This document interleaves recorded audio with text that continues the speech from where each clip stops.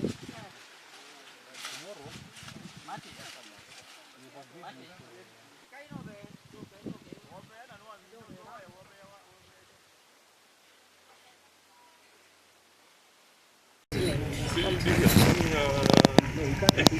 in case I miss something. That has come up. This would be the next fruit in April. So by April you'll find there's flower, and after that, that's our target. That by September, because that's when we have the peak in the international market. That's what we want to ensure. Currently, farmers who are waiting. No. Robert The short form of Robert is Bob. So don't. This is the bait. You can see that's what attracts the insect inside. Once it gets inside there, it's trapped inside there. Okay. Asa. Nikoragwo gukijathe mbeca ciakwa I genuine. Akis met. It is something by the chemical within the bait, and the number goes down. Then the other method that we are training them in mambo ya baiting. That has been going on very well until 2017. 2017 we had the entry of the Egyptian mango in the Middle East, and this is posing a very big challenge for the exports, for the mango exports from Kenya, because I would say, like Kate exporters, our mango exports for the last 3 years from 2017 has been declining by 20%. And therefore that means as a country then we must look for alternative markets. We are expecting our first consignment to the EU this year in September, and we have been able to put measures and protocols in place so that we can be able to meet and comply to the requirements for the export market. These protocols or initiatives that have been put in place include the creation of certified trade export zones in Kibwezi, East and the Kalamba area in Makueni County, and the certified export trade zones, some of these people may be able to refer to them as the pest-free areas.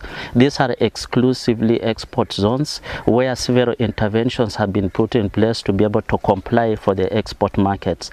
But moving forward, we have been able to work with the SIPE, we have been able to work with the KFIS to be able to do a dry run on hot water treatment, and the samples and the results were submitted to the EU, and I'm happy to say that the EU approved this, and we are now set on the road to start our first export in September this year.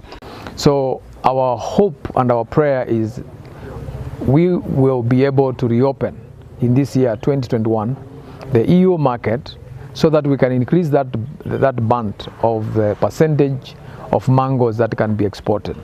Why do we want this? Because export mangoes earns more money to the farmer as compared to the local market, as compared to the mangoes that are processed. So we really want to increase our share in the export market, and that's why we are working very closely with AFA, ACD and all the other partners to meet the basic requirement for EU export, the pest control, the issues of maximum residue levels and all that, so that at least we can raise that percentage from 2% to at the minimum 10%. That way our farmer, the returns to our farmer from the mango will actually go from the current 5 shillings per piece to 30 shillings, which is actually where we are targeting. The initiatives that have been put in place from 2020 to date are currently working. It's been established that the levels of infestations have drastically gone down, and I believe moving forward, then the only way to reward the farmers' efforts is to open the market. the EU market. That is an assurance that at least farmers are now more likely to access the EU market once this is done. And since it was a self-imposed ban, then I don't think there's going to be a lot of complications to us because it was not imposed by the EU. It is us who felt, as Kenyans, who felt that the levels of infestations are high. We cannot just sustain the quality standards that are required by the international markets.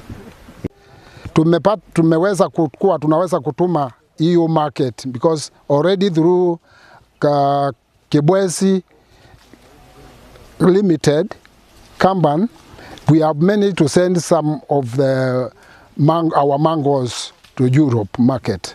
And especially a few from my area, my shamba, we have managed to send almost enough from here. Before, we are sending our mangoes to Kalamba, sorry,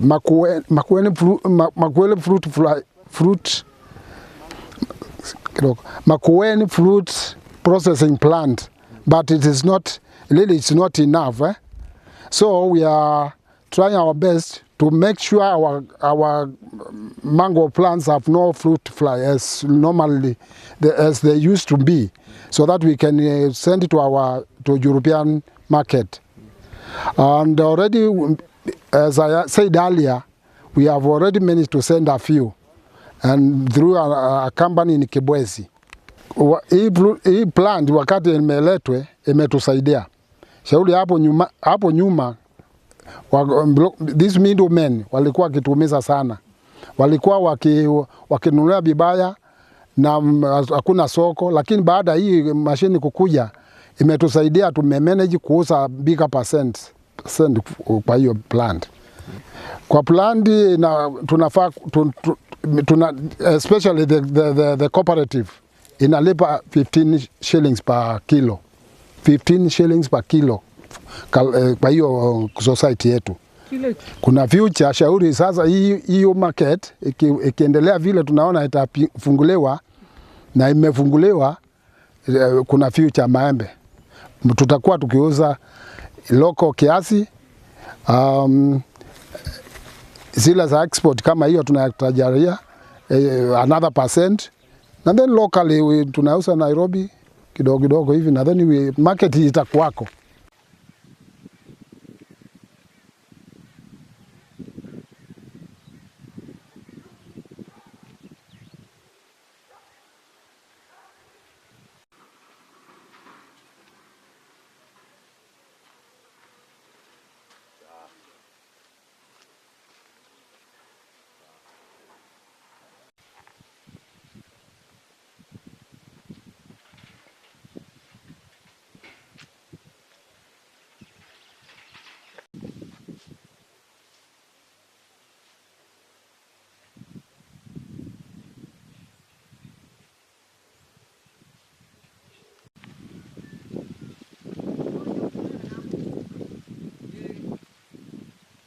Kina muok.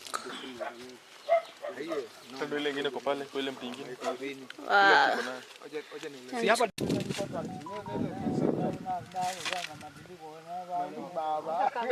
hata na zile zingine. Nyingine. Chemicals Hiyo nyingine. Kasizini. What are nyingine? Hiyo nyingine no. It's okay. So Vile una kuona hii na cost ulumuno otondo wazili anena, lakini we have managed almost 50%. If it's not 50, it's just 40. So